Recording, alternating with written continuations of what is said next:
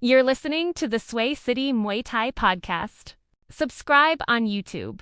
Eddie Blackburn sitting here inside the cage, WFC 180 or 82? 182. 182. But Zach, why don't we just call it the Blackburn Show? The Blackburn Show. Let's just do it, Eddie Blackburn Show. All right. Well, thank you for coming on. Thank you for inviting me. Man, it was an honor to call the weigh-ins last night. So thank you for that opportunity. It was epic, man. That was awesome. Yeah, I had a great time. So thank you. That was cool, bro. Cool, man. Well, we're sitting here, like I said, inside the ring, inside the cage, that is. What did you want to say on camera? You know, Zach, I've been doing this for a minute, and I think that I'm going to step away. And I put a post out on Facebook that this would be my last show. So I want to party with everybody afterwards, and we're going to go out with a bang, bro. It's I don't want to be the second guy anymore. You know what I mean? I definitely understand that. It's never fun being feeling like you're somebody else's assistant at times, yeah. Or just feeling like you have to answer to somebody, and like just. I know you've had a lot of autonomy over the years and stuff like that, and it's good that you're going to step away to at least make sure that you can kind of corner that back in for yourself. Yeah, when I did my all amateur show Cage Quest, it was very successful. I went through some family things and kind of ended that, but I felt like I was in charge of that. You know what I mean? Mm-hmm. Nobody told me what to do. Spend my own money, do my own thing, and and I stepped into this position as a matchmaker, but I'm more than just a matchmaker. I feel like a matchmaker, I think, puts fights together and he'll sit back and watch the show. I don't do that. I have a relationship with all the fighters that are on this card.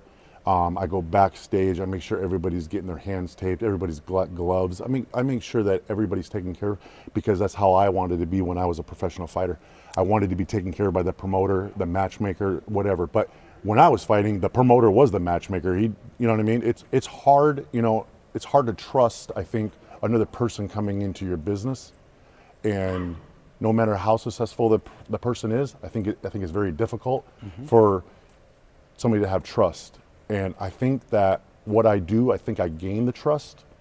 And I feel that I'm not going to, like I said earlier, I'm not going to be second to nobody, dude. I can do this all day by myself. Oh, I know. And I'm already doing it all day by myself. And you have in the past. And those Cage Quest days are a lot of fond memories from back then. There were some good fights. Yeah, some great fights. I mean, some wars. And not only did the fights were great, but I met a lot of great people. I think I earned a lot of respect in the area. I built a name for myself. I think a lot of people forgot me as the fighter and more as the promoter matchmaker.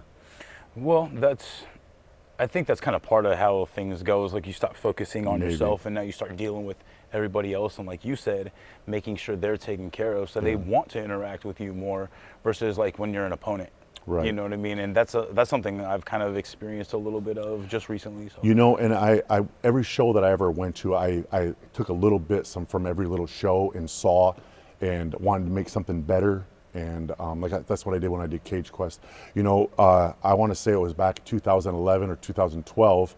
I had reached out to Brian Johnson. Brian Johnson's a very successful promoter in the amateur area, and I asked him to show me the ropes. You know what I mean? And he kind of took me under and did show me the ropes. And I appreciate everything that he's ever showed me. And if you know Brian, he's not one to give out all his info. Yeah. So I think I was pretty much taught by one of the best guys out there, and he's one of the most honest guys out there. Yep. Shout out to Brian Johnson. Love that guy. I do too. I tell him every day on the phone I love him. He's a great dude, Yep. And along the way, like meeting people like Jeff Hoiby, I mean, unreal, man. He's always helped me from day one. I'm not the one. A lot of these promoters and matchmakers, they get super nervous about, I had a fight fall out. This guy doesn't like me. He fell out because of that, or he got hurt, and I don't know who to match. Hoiby was always that guy I could call up, and he's like, oh shit, Eddie's calling me at 8 o'clock in the morning, or Eddie's calling me at midnight. What the fuck, So he's always helped me and lead me the right way. Maybe find me the right match or something. Love that, man. Yeah, I've heard a lot of things about Jeff. Jeff's a good dude, bro. And he's again, Brian and Jeff, and great dudes. A lot of you guys have been kind of helping me along my way, because that's the guidance I always look for. Right. Like I remember, I always talk about I used to spar in your garage back in the day, yeah. and It wasn't just sparring. It wasn't that just was some sparring. tough We were shit. going at it. Yeah, for sure. And it was a lot And of if I fun. remember, I think you guys used to run like stadium stairs We'd or run something. stairs at And then by the Stadium time High you get School. over here, it's like, dude, I gotta fucking do this. Yeah, and you were man. always there doing it, brother. Yeah, man. Honestly, I always tell this story now that I'm done. I hated going there because it was so tough. Yeah. You go in there, we go to war, and I'm like, this is after the toughest workout of the week. I'm exhausted. Exactly. I'm going there to give my fucking fit. But All the every guys that fought for me and Tough dudes. And how it started is that I was bringing guys in for me to get ready for fights, and the next thing I know, I got a room full of 185-pounder middleweight guys that were better than I were. You know, they were getting it was up and coming good kids that kept fast. getting better and better and better. And, you know, guys like Alfonso Gonzalez, the guy was 9-1 as a professional. The only other person that beat him was down at Legacy Fighting Championship. He fought for a world title against a guy. He lost the fight. The guy that won the fight went to the UFC. So I mean, Alfonso was that close. Yeah. Out of my garage. Yeah. And then you got Omar Petty, Nick Coffrin, Larry Pereira. These guys were the toughest cats in the area, you know, and I'd get phone calls all the time. Hey, can I get your guys on my card? Of course, you know. And that was the whole thing, man. I built something. People saw that. We mingled, you know what I mean? Yeah. We made it happen, dude. Yeah, man. Well, I used to have a ton of fun going there because we would have Taki and Crew Jones and Bo and people coming all those through. guys. So I'll never they're forget like, Bo, this man. is the Bo was a great dude. Bo's R.I.P. Love that guy. One of my day ones. But those four right there, they showed me the ropes. And I remember, dude. You were a young cat. You're like, do I got to do this shit? Well, and I remember Jeremy. Yep, Casio. Yep. That's old school. He was there, and Dominique and stuff. Dominic and these guys, Smith. Yeah, and I remember JC goes, that can't be the same guy. He was like, after like 6 months, but I was going at it, going for it. And You only get better, brother. yeah, man. And so just having known you since back in 2011, you know, it's been a while. It's been a while, dude. Yeah, man. I really appreciate everything you've kind of guided me towards up to this point. You know what I mean? Yeah. And afforded me opportunities. The day that I saw you started doing your podcast, I was like, man, I gotta be involved, man. I love it. You know, like you said earlier, I think we talked about before the camera. You're number 33.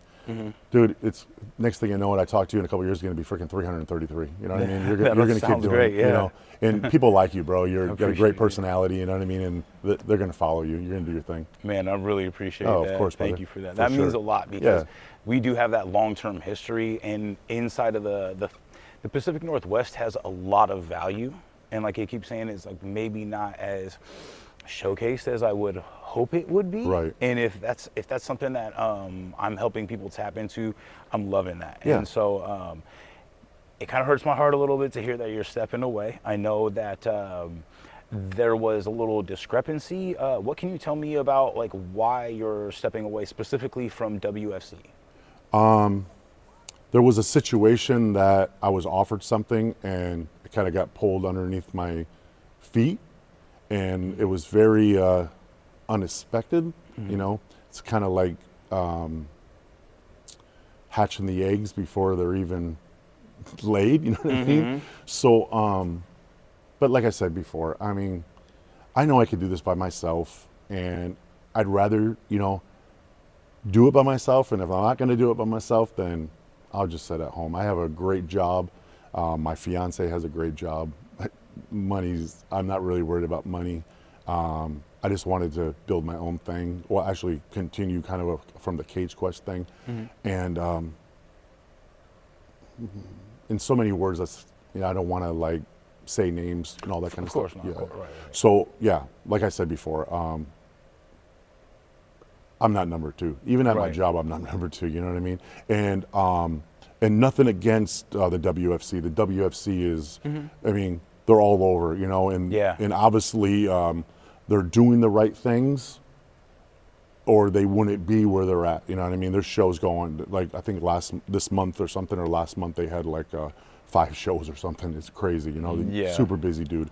And nothing against Matt McGovern. I appreciate Matt McGovern. He gave me an opportunity. The lady behind the scenes, Emily, not too many people know of her around this area, but when you talk boxing, I think a lot of people know her from boxing. But she's the hardest worker that I've ever been around, I think, besides myself. And, you know, and that's not trying to blow my own horn or anything, but her and I do a lot. We talk to each other a lot of times. I appreciate her. I hope nothing but success for her and continue of doing this. And yeah. Well, that's awesome, man. Well, unfortunately, I know there are a lot of fighters that are going to see this, hear this, and be fairly disappointed.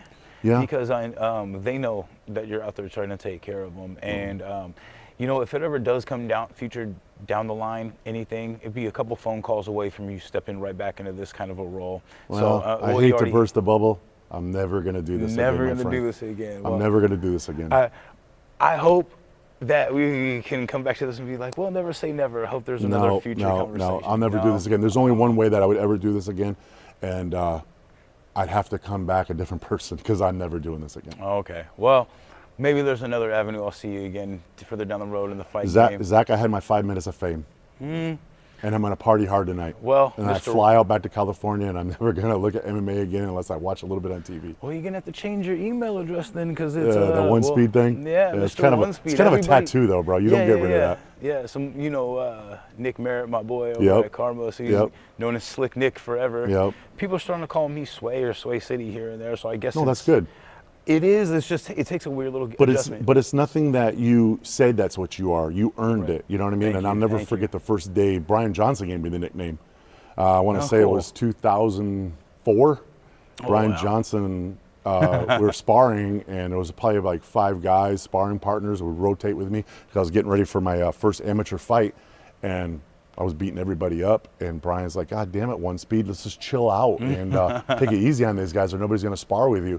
So that's where the one speed thing came from, Brian Johnson. That's excellent. And it's crazy because I know you tell a lot of stories and stuff about Crew Jones, you know, that's your guy, but I think Brian Johnson was my dude. You know what I mean? You know what I mean? We all have one. Yeah. When I first started, it was Dennis Hallman and Jeff Monson and Anthony Hamilton. I started fighting with those guys at Victory Athletics, and then I left there because of the maybe the surroundings wasn't for me. I was working in as a prison guard and stuff, and I didn't really want to be around that type of scene. So I ended up going to Brian Johnson's, and then I grew out of Brian Johnson's, and I headed to American Top Team with Fabiano Schreiner. I've known the dude for 20 years. An amazing dude. Yeah. And that's the whole one speed thing. That's awesome, man. I mean, and I think you were fighting under Rain FC when I first met you? No, my first fight was with Charlie Pearson and Eric Wiseman. I fought out there, and I fought Bristol Morunde, who later on went into the UFC. He was on the Contender Show, and then he went to the UFC. And then I lost that fight with him, and then I reeled off 6 in a row as amateur, and I fought like on Sport Fight with Matt Lindland and Randy Couture. As a matter of fact, I fought on a show with Ed Herman. Ed Herman will be here tonight doing a meet and greet. 26-time UFC vet. Yeah, that's awesome. So I fought on a show with him, and then, and then Glover Teixeira. I fought on a show with Glover Teixeira, which is you already know who Glover Teixeira is. That's a badass. So so I fought on different shows, but I never fought on Bristol show with Rain. I fought Bristol. Maybe that's what it was. I fought Bristol, yeah. So that was my very first fight. I invited 300 and some odd people bought tickets for this, and that's huge. I lost to Bristol, and I was like, that was the most embarrassing shit, and I wanted everybody to come back to see me fight again. So like I said, I reeled off 6 in a row, and then I went pro. That's awesome, man. Cool. Yeah. Well, you have a hell of a legacy up here in Pacific Northwest. Everybody knows you. Everybody knows your name. So I appreciate it's good for everyone to, and I appreciate you sitting down because it's good for everyone to sit down and hear your story, especially hear your roots from Victory Athletics, Brian Johnson's. That's a lot of that stuff I didn't know. And one thing that I've been doing every single episode is I've been taking something away from myself. What can I learn from every person? So it's always good to just hear specific stories and things like that. So I really appreciate you sitting down. I know we're sitting in the cage, and the fighters and everybody are about to start rolling. Yeah, they're gonna. I think everybody's gonna come in about 4:30. They're gonna have a rules meeting about 4:45. Cool. Yeah, and I mean, this show is gonna be awesome, bro. Yes, it is. It is. This card is so stacked from the first fight to the first pro fight to the last pro fight. I mean, Nathan Stolen. I've known him since he was probably 19 years old, and he was supposed to be the main event tonight against Patrick Benson. And feedback that I got from that fight was nothing but positive. It was supposed to be probably one of the best best professional main events in the Pacific Northwest. Absolutely. It was going to be incredible. And you had me down at the Elene casino when saw Stolen when he won the title. Win the title against Carson. Yep.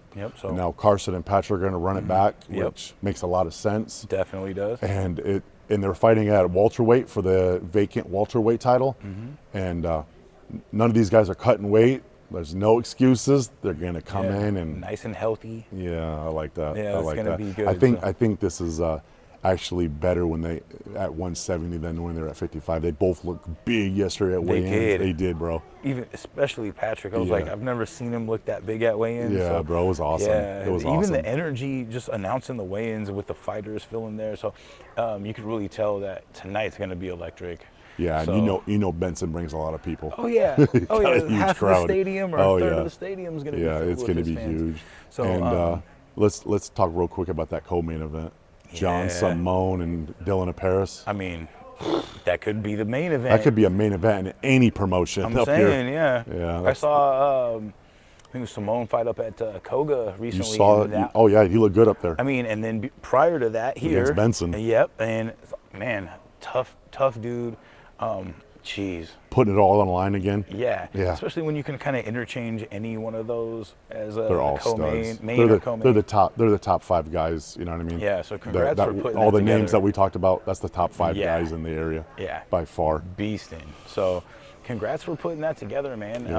Yeah. And the undercard, the amateurs, that's a stacked card. Yeah. Like those are all guys that I would probably expect to go pro within the the next next year. year, Pro. maybe year and a half the second max. fight of the night, they're both undefeated. One guy's like 6-0, one guy's 4-0.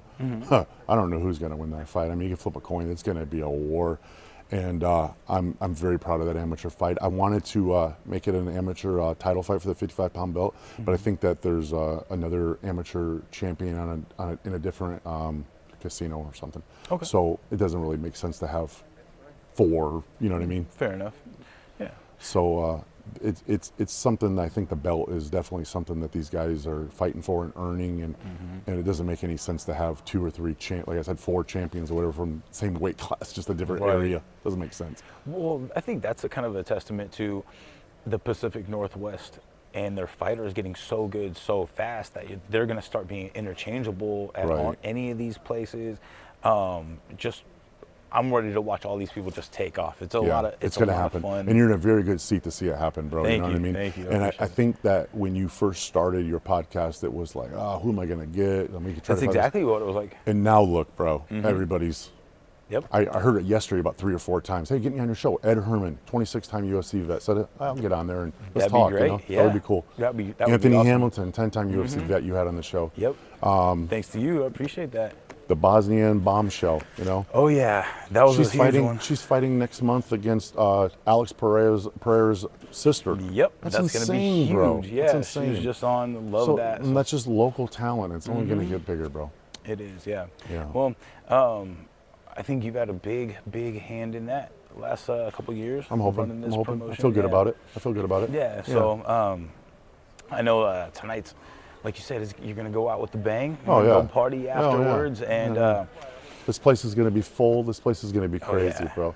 And like I said, if you didn't get a ticket, and if there's a couple tickets, you better hurry and grab them. But, it's going to be awesome. I'll have this up before the fight starts. Yeah, man, tonight. I appreciate that. Hopefully before the doors start.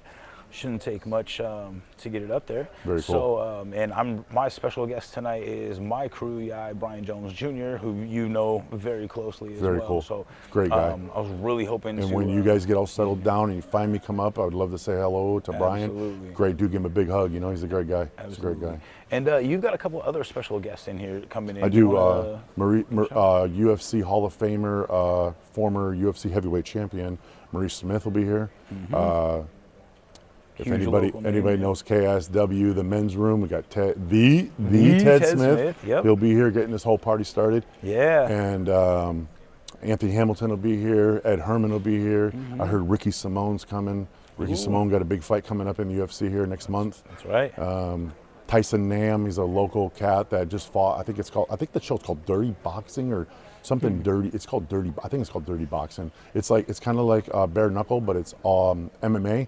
Oh wow! And it's taken off. So matter of fact, I think Yoel Romero was the main event on the card that Tyson Nam just fought on and won. Cool. Wow, Hawaiian guy, very tough, very tough. And I think he might even fought at this casino a while back when it was a different promotion. Oh, awesome. Yeah. Okay. So dude, it is what it is, man. Yeah, We're gonna have a great time no matter what. Absolutely. And I think you said you got a couple of the Street Beefs guys coming. Oh yeah, Steve from I guess it's called Scrapyard now. His Scrapyard. I don't think he goes by. I heard he doesn't go by Street Beef anymore. Okay. I don't know. No. I don't know the whole story on that. I think he separated something. Okay. And that's not my business to put out there. Fair enough. So I think it goes by Scrapyard. Okay. So his show is The Scrapyard. lights But are he'll be on. here, and his podcast buddy, partner, I think it is, Nasty Nathan Smith. He'll be here. So yeah, it's going to be a great time, dude. And get the guys out, watch the fights. I mean, I think it's great to be able to the fans to see like local celebrities and stuff. It's kind of big, you know what I mean? Not only are you getting to come to the fights, but you're getting to meet Ed Herman, Maurice Smith, all these guys. It's pretty cool. And I kind of love that about the sport is that you're always able to get. It's not like a Hollywood scenario. You can like for fighters and.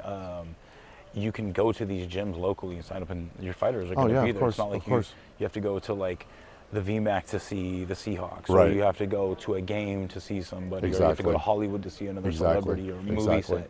You can actually reach out and touch the local fighters, so to speak. I wouldn't actually touch them, but just word to the wise. Yeah, exactly.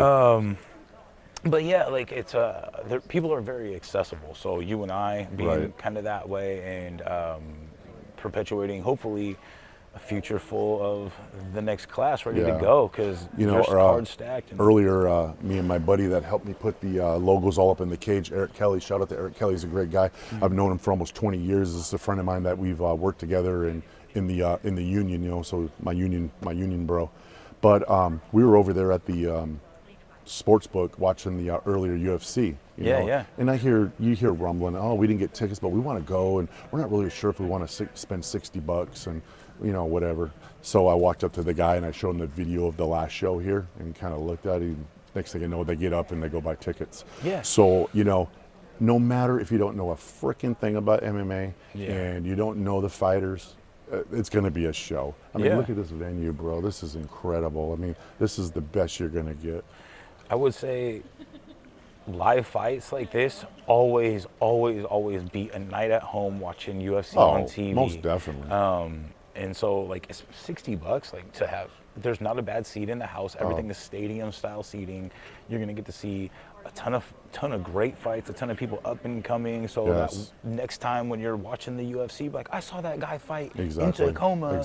I was sitting at Emerald Queen Casino. Like that is a very real thing. And there's some, like we said earlier, there's some amateur guys on there that people are going to be saying that about. And then obviously Patrick Benson, Dylan Paris, John Simone, Carson Fry. Those guys are a couple steps away. I was going to say, you never know. Maybe after a great performance tonight, you never know, somebody could get the call. You never know when you could get the call. So if you guys are hesitant to buy tickets or anything, don't be. Get them. Especially being the last night you're doing this. Exactly. Man. Come and say hi to me and have a beer with me, because I want to party. Don't disappear fully, man. Still give me a call every now and then. Of course, man. brother. We'll stay in touch. I appreciate you more than you can imagine, bro. I appreciate you too, man. Like we go way back, so I really appreciate it. Very cool. Thank you for having me on. Anything else you want to say? No, I want to thank all the sponsors, man. We got Bud Light over there. We got Dash Athletics. Dash Athletics did all these logos in the cage for me. And they look great. We got Stedman Properties, Michael Stedman, really good friend of mine, awesome guy. Obviously the Emerald Queen for hosting our stuff. Thank you. WFC, Matt McGovern. Doesn't get any better than this. Absolutely. And PME Heart Consultant. This guy right here, John Wayne Truxell. This guy right here is amazing. He's a retired military, I want to say officer, very high ranking. And he goes around and does consulting with military soldiers and everything like that. Great dude. That's awesome. We got Duke's food truck catering guy. His name's Corey Cox. Great guy. War Everybody knows that. That's a huge tape and gauze company. Yep. Supply all the tape to My the gauze favorite, and fighters. yep. Very good Some guys. of the best tape out there. And then Poise Properties, Bobby Joe. She's a great person. This is it, man. This is what what I'm saying goodbye to, and yeah.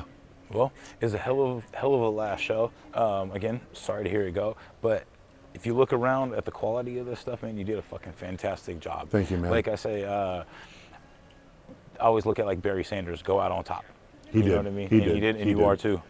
So, man, Yeah. it was great having you on. Look Appreciate forward to it, having you a beer with you here in a little bit Oh, after we the are. show. We are. After Oh, the and Zach, Yes. I never seen all the 33 podcasts. I watched them all, and I never seen the hair down. Ooh, yeah, Dude, got the long I'm loving the hair down. We got our Thank hats you. backwards. We're Yes, looking sir. good. Yes, sir. I'm gonna go get dressed, and I'm gonna look good later. I'm gonna go do the same. All right, brother. Yeah.